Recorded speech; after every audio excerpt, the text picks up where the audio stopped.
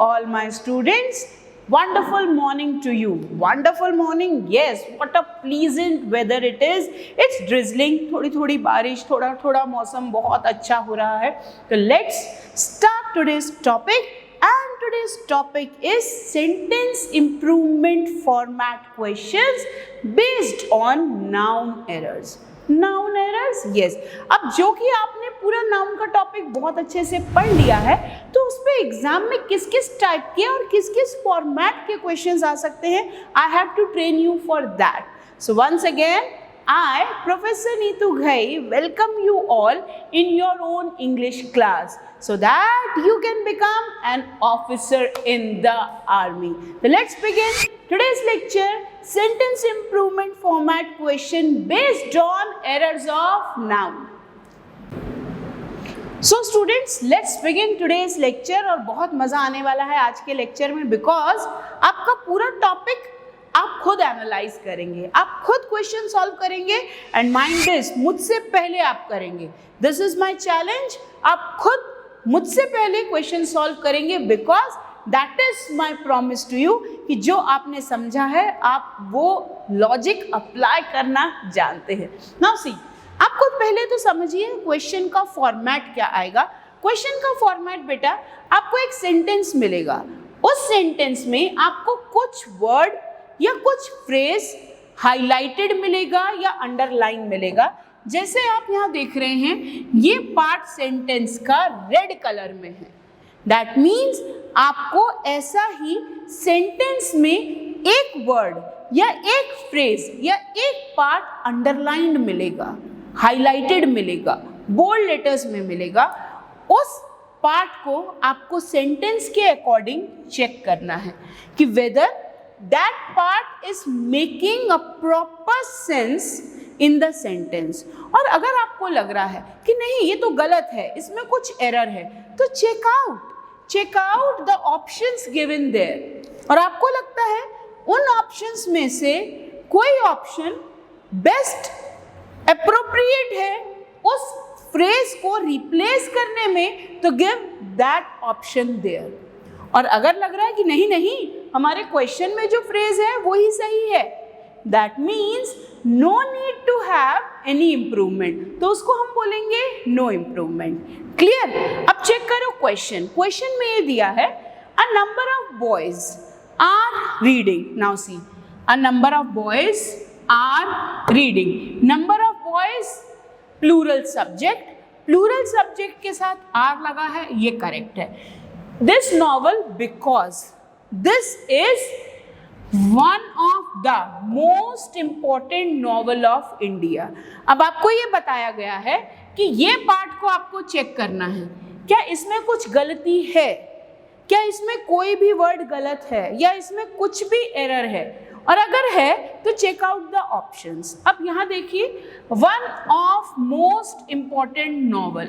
मैंने जब आपको डिग्रीज का इंट्रोडक्शन दिया था पार्ट्स ऑफ स्पीच में, तब मैंने ये बताया था कि जब भी हम सुपरलेटिव डिग्री यूज करते हैं, सुपरलेटिव डिग्री में मोस्ट लगता है और सुपरलेटिव डिग्री में दा लगता है. सी, यहाँ पर दा यूज है, मतलब दा तो सुपरलेटिव डिग्री में लगता है, यहाँ पे मोस्ट से पहले दा लगा है क्या? नहीं, तो ये तो रॉन्ग है. Clear? One of the most important novels. पूरे सेंटेंस में इसमें और इसमें डिफरेंस क्या है? नॉवेल्स का. यहाँ नॉवल है और यहाँ नॉवेल्स है. क्लियर? थर्ड देखो, one the most important novel, यहाँ पे वन के बाद ऑफ ही नहीं दिया, तो ये भी गलत. ओके, अब हमारे दो रॉन्ग ऑप्शंस लाइन में से ही हट गए. सबसे पहले स्ट्रैटेजी, सबसे इंपॉर्टेंट स्ट्रैटेजी किसी भी ऑब्जेक्टिव क्वेश्चन को सॉल्व करने की, आप सबसे पहले अपना बर्डन कम करिए. बर्डन कैसे कम करेंगे? जो चार ऑप्शंस दिए हैं उसमें से सबसे पहले दो रॉन्ग ऑप्शंस हटा दीजिए. Just try to remove the two wrong options. आपकी आधी मेहनत खत्म. यार आधा बर्डन खत्म हो गया, चार में से नहीं ढूंढना, अब सिर्फ दो में से ढूंढना है जिसमें से एक करेक्ट है. क्लियर? अब सिर्फ दो बचे हैं आपके पास. अब बी ऑप्शन बचा है और डी ऑप्शन बचा है, ए और सी लाइन में ही नहीं है. अब चेक करो दोनों में से बेस्ट कौन सा है। Now again come to the question, क्या फर्क है, क्या गलती है, सिर्फ ये नॉवल और नॉवेल्स, बाकी पूरा सेंटेंस सेम है। बच्चा remember I gave you the rule कि whenever you are using the phrase one of the के बाद हमेशा और हमेशा प्लूरल नाउन या प्लूरल प्रोनाउन आता है। याद आया? अब इसको देखो, वन ऑफ द, इसके बाद नाउन है नॉवल, तो वन ऑफ द के बाद जब भी नाउन आएगा वो आएगा प्लूरल नाउन, तो यहाँ नॉवेल्स दिया है, तो करेक्ट आंसर है बी। ओके, तो आपको इस टाइप से क्वेश्चन को सॉल्व करना है। अब आप आंसर कैसे मार्क करेंगे? सेंटेंस इंप्रूवमेंट में जब क्वेश्चन आएगा आपसे पूछा जाएगा कौन सा ऑप्शन बेस्ट है, तो आपको लग रहा है बी है, तो आप आंसर देंगे बी। क्लियर? अब जब ये क्वेश्चन आप अपनी नोटबुक में नोट डाउन कर रहे हैं, वहां पर हिंट जरूर लिखिएगा, one of the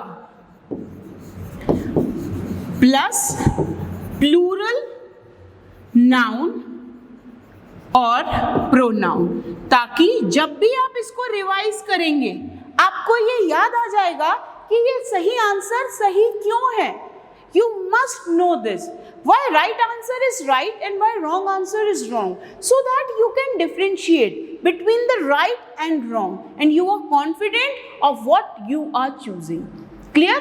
Check out the next question. And the next question is, if the teacher is good, okay? If the teacher is good, and I hope I am a good teacher. Am I? Okay.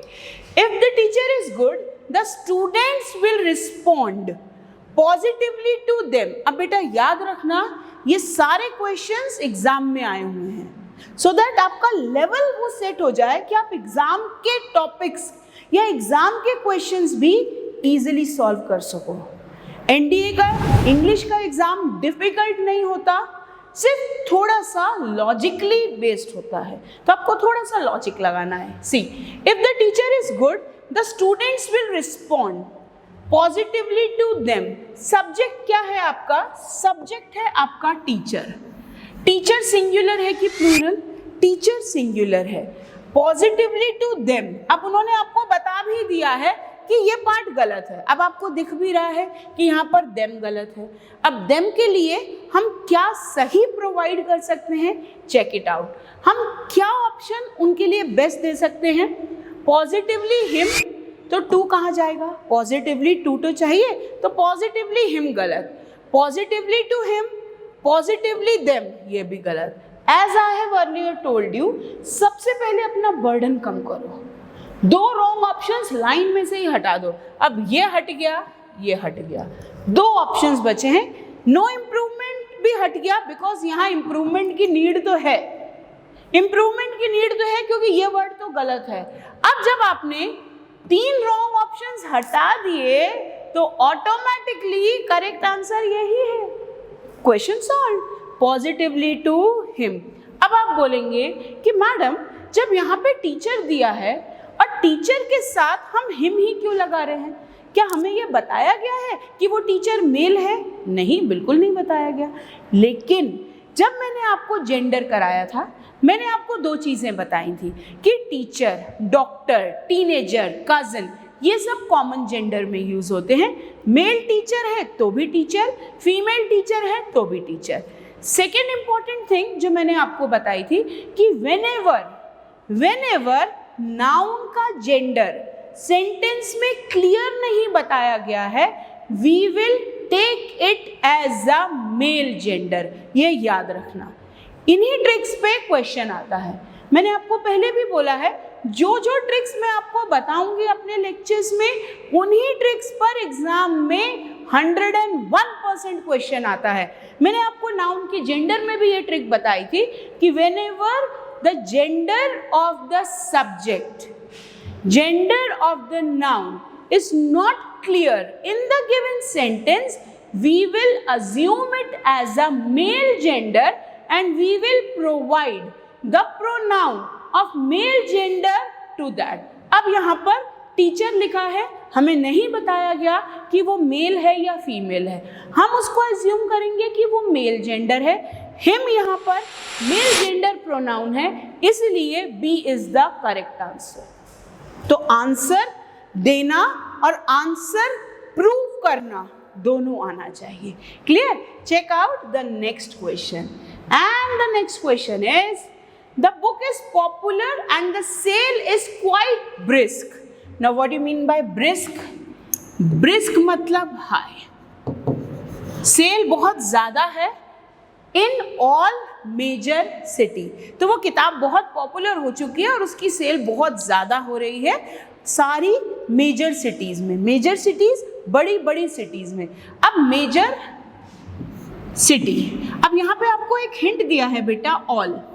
All किसके साथ use होता है? Plural के साथ।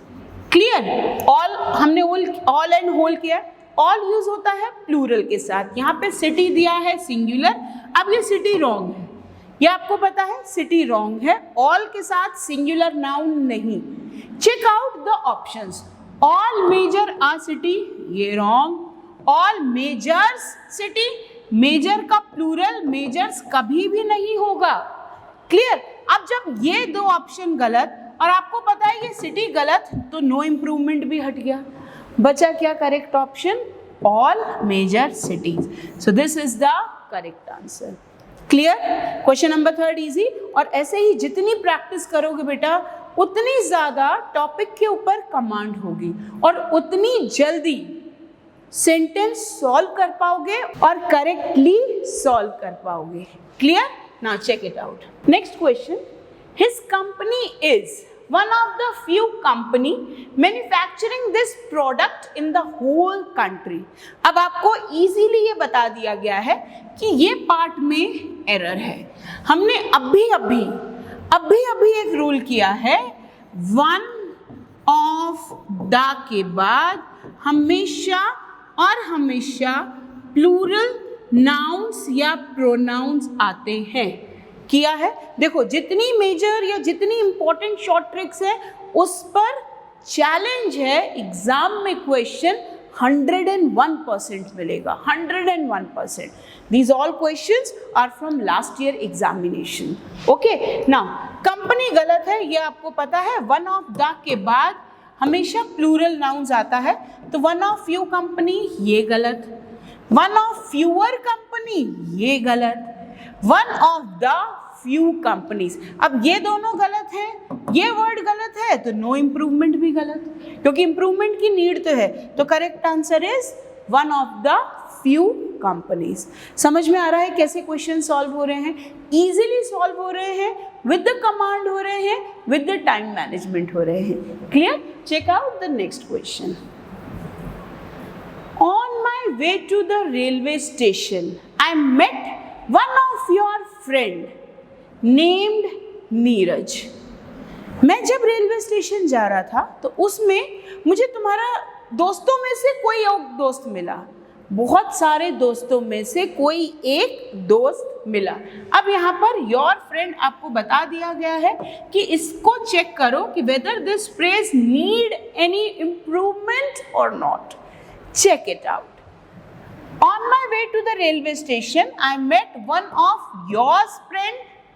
One of yours friend. अब जब भी हम possessive pronoun यूज करते हैं, मैंने आपको possessive noun के साथ एक थोड़ा सा इंट्रो दिया था possessive pronoun का। possessive pronoun में apostrophe s नहीं लगता। क्लियर? मैंने आपको बताया था his, her, योर, इनमें आप पोजेसिव बनाने के लिए अपॉस्ट्रोफी एस नहीं लगाओगे, तो ये तो गलत। क्लियर? अब यहाँ no improvement, your friends, yours friend. अब वन ऑफ योर फ्रेंड्स या वन ऑफ योर्स फ्रेंड, जब मैंने बताया है कि वहाँ एस नहीं लगेगा तो ये भी गलत। दो ऑप्शन बचे हैं, वन ऑफ योर फ्रेंड्स या नो इम्प्रूवमेंट। हमने अभी किया है वन ऑफ के बाद प्लूरल नाउन ये लगता है, फ्रेंड सिंगुलर है, करेक्ट आंसर है योर फ्रेंड्स। तुम्हारे दोस्तों में से कोई एक दोस्त, one of your friends. Clear? तुम्हारे दोस्तों में से कोई एक दोस्त. Check out the next question. Question number 6. In spite of, first of all, tell me the meaning of in spite of. In spite of का meaning होता है इसके बावजूद.